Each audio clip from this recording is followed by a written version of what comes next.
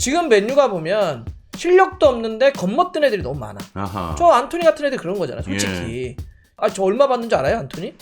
손흥민하고 주급이 똑같아. 3억이야 3억.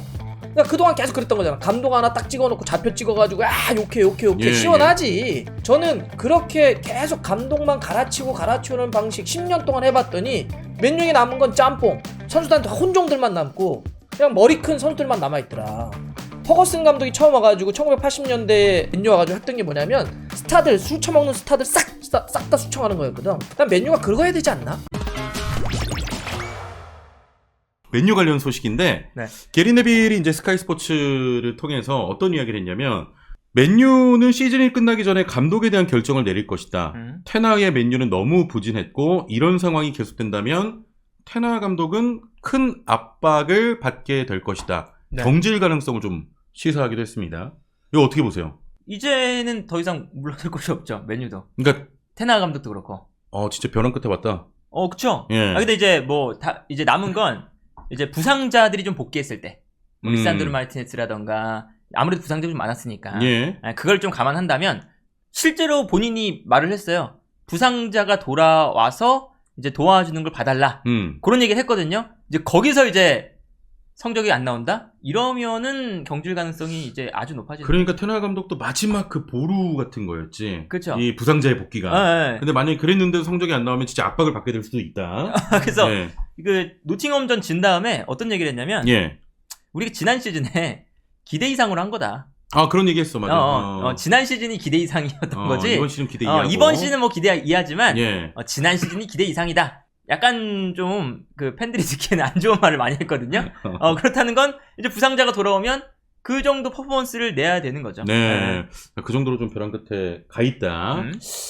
저는 이제 이런 생각이 좀 들어요. 그러니까 오히려 저 동그라미 안에 있는 사람 저런 네빌? 유들 옆에서 말하는 혹은 사람들. 저기 퍼거슨 감독 위에 있는 저 선수들, 그러니까 이런 사람들 이런 부류를 먼저 싹 정리해버리는 게 맞지 않나?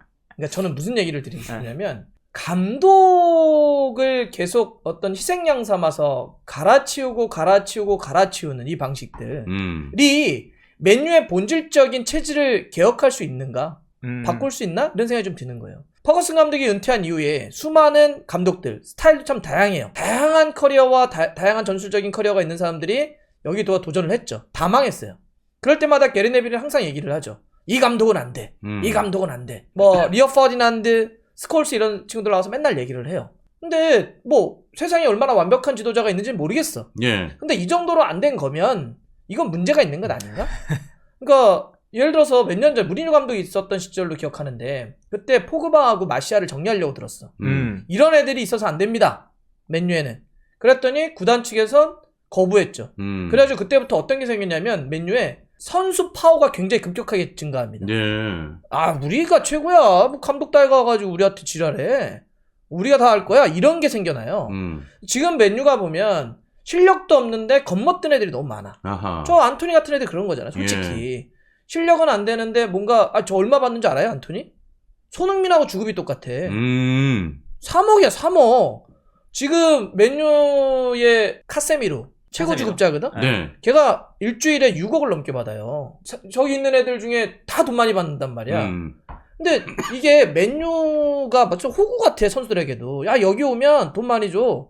뭐 이런 느낌이 있어요. 이거 싹 정리해야 된다고 저는 생각하거든요. 아하. 지금 퍼거슨 감독 옆에 있는 사람이 브레이스포드라고 하는 사람인데 저 사람이 이네오스 쪽 사람이잖아요. 저 사람의 전 표정이 답일 수 있다. 싹 다 갈아버려야 된다 이런 생각이 들어요. 그러니까 감독 하나 그냥 십자가에 매달아놓고 희생양에서 돌 던져서 끝내버려라가 아니라 그러니까 그동안 계속 그랬던 거잖아. 감독 하나 딱 찍어놓고 좌표 찍어가지고 욕해 시원하지. 막 이렇게 평론하기 좋지 또. 쟤는 뭐 테나는 뭘 못해 전술이 후져 뭐 지 선수들만 데려왔어. 그렇죠. 그럴 수 있는데 저는 그렇게 계속 감독만 갈아치우는 방식 10년 동안 해봤더니 맨유에 남은 건 짬뽕. 선수들한테 혼종들만 남고 그냥 머리 큰 선수들만 남아있더라. 저 지금 이네오스 이쪽 사람이 와가지고 이거 보면서 싹 다 바꿔버리지. 차라리 당장 내년에 무슨 챔스 가겠다 이런 생각 말고 만약에 저 같으면 퍼거슨 감독이 처음 와가지고 1980년대에 조그만한 팀을 이끌 스코틀랜드에 있다가 맨유 와가지고 했던 게 뭐냐면 스타들 술 처먹는 스타들 싹 다 수청하는 거였거든. 유명해? 나가. 그러면서 어린애들 키워가지고 90년 한 시대를 예비했던 것처럼 난 맨유가 그거 해야 되지 않나? 지금은 주급자들 막 못하는데 나이 많거나 못하거나 겁먹던 애들 싹 정리하고 당장 뭐 한 1, 2년 조금 고생하더라도 좋은 지도자 성장할 수 있는 사람 쫙 뽑아가지고 야 우리 한번 10년 20년 다시 한번 제국을 건설하자. 이렇게 가는 게 맞다. 저는 좀 그렇게 생각합니다. 아니 너무 동의하고 그냥 맨유를 한때 좋아했던 팬으로서 동의를 하는데 반론까지는 아니고 어떤 얘기를 하고 싶냐면 사실 지금 나왔던 뭐 안토니라든지 네. 테나 감독이 데려온 선수 아닙니까? 근데 지금 이네오스 그룹이랑 엮여서 어떤 얘기가 나오냐면 ESPN 보도인데 네. 이네오스 그룹이 와서 이제 축구에 대한 전권을 휘두를 것인데 테나 감독이 영입에 있어서나만큼은 영향력을 좀 발휘하고 싶어 한다. 이 바뀌어도 네. 이런 얘기가 나오거든요. 요거는 그럼 맨유 구단 차원에서는 어떻게 해야 돼? 테나 감독이 영향력을 싹 잘라버려야 돼? 아니면 조금은 감독으로서 입김을, 왜냐면 지금 영입 과정에서 실패했다는 얘기가 많으니까 어느 정도는 줄여야죠. 영향력을. 테나 감독이 성공했으면 모르겠는데 지금 돈을 많이 썼는데 다 실패했어요. 리산드로 마르티네스 정도? 빼면은 성공한 게 없거든요. 그리고 이제 지난 시즌에 그 베오르스트 임대 그거는 이제 성공을 했어요. 근데 그런 거 빼면은 사실은 이번 시즌 안 좋은 건 이제 뭐 영입의 방향성도 없고 뭐 그런 것도 있지만 사실상 테나 감독 이번 시즌은 지원을 생각보다 많이 받았습니다. 안토니, 마운트 데리고 왔는데 거기서 이제 실패한 게 좀 커요. 지난 시즌 테나 감독은 전술적으로 정말 좋은 감독이었거든요. 근데 이번 시즌에 이 정도로 좀 실패한 건 테나 감독의 전술적인 거 그리고 선수들의 영입 그런 게 좀 커서 아마 테나 감독이 영향력을 발휘하기는 힘들 거다. 본인이 실패한 그 이력이 좀 많기 때문에. 네. 그러면은 전체적으로 구단이 좀 키를 잡고 강력하게 좀 끌고 나가야 되는 것 같네요. 이네오스 그룹. 그렇죠. 뭐 의견 정도는 들을 수 있으나 뭐 여러 전문가가 좀 붙겠죠. 그러니까 이게 저는 그래서 하나하나 뭘 이렇게 하는 게 이게 답일까라는 거예요, 자꾸. 지금은 일단 저는 칼잡이를 고용해야 된다 생각해요. 칼잡이를. 짜리손 다 잘라야 돼 막.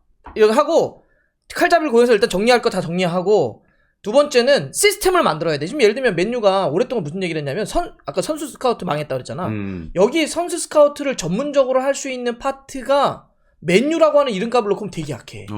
스카우팅 시스템이 진짜 약해졌어. 거기를 우리가 디렉터라고 하잖아. 그래서 예전에 에보라가 그때 해보시랑 얘기할 때인가 누구랑 얘기할 때 막 그랬잖아. 자기 시켜달라고.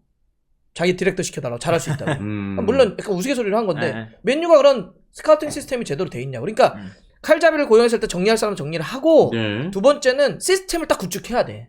이 시스템 안에서 하나의 하나의 전초를 끌어갈 수 있는 시스템 안에서 사람을 배치하면 되지. 그 다음에 물론 이런 고민은 있을 수 있어. 그래도 맨유가 당장 성적을 어떻게 고민 안 합니까? 맨유 정도 같은 클럽은 그래도 최소한 4위 안에 들어가야죠. 맞아요. 그것도 그게 숙명이네. 저런 이제 빅클럽 같은 경우는. 근데 그럼에도 불구하고 지금 그거 고민하다가 10년 허송생을 보낸 거 아닌가? 맞아요.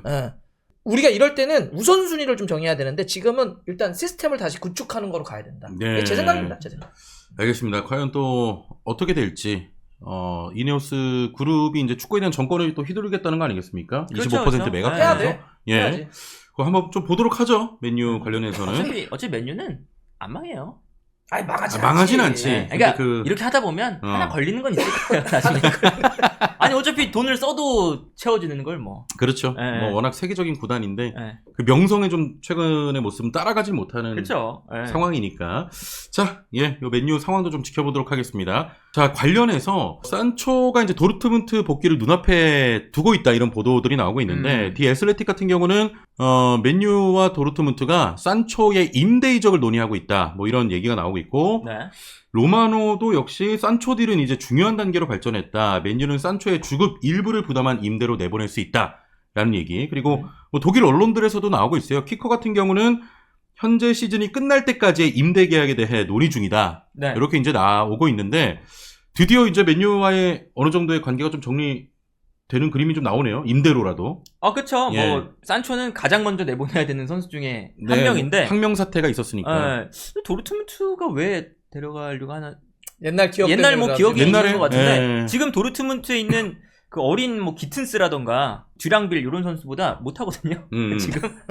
근데 그거를 봤을 텐데 다시 데려가는 생각을 하는구나. 뭐 그런 것도 있고, 이게 어쨌든 지금 도르트문트도 선수 기강적인 측면에 좀 안 좋은 얘기가 많이 나왔는데, 예. 산초를 가는 게 리스크가 좀 크지 않나. 근데 맨유 입장에서는 땡큐죠. 그렇죠. 그러니까 어쨌든 이 선수를 뭐 임대를 보내든 뭐를 하든 보내야 돼요. 어차피 우리 팀에서 못 뛸 거니까, 예. 뭐 주급을 나눠내든 아니면 나가서 좋은 활약을 펼쳐서 이적을 하든, 그렇죠. 어떤 형태로든 내보내야 되는데 맨유 입장에서는 너무 좋은 기회다.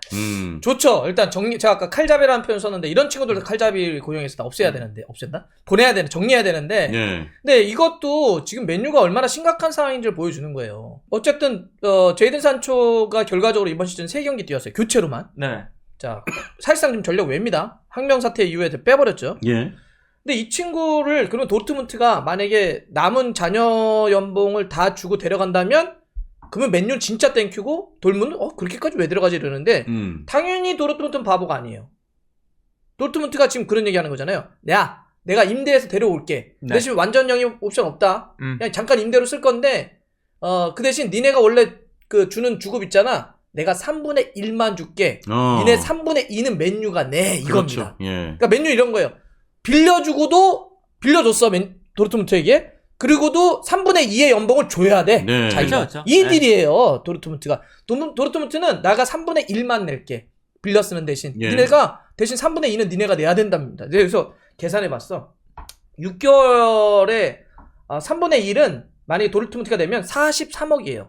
이 정도면 사실 도르트문트 정도 규모에서 제이든 산초 정도를 빌려 쓰는데 43억은 네. 괜찮은 거지. 이 종류가 있어 뭐 있어. 빌려 쓰는데 6개월 연봉으로 43억만 주면 돼. 그런데 맨유는 근데 이제 빌려줬잖아? 안 써. 그지? 안 쓰는데 얼마 줘야 되는 줄 알아? 6개월 동안?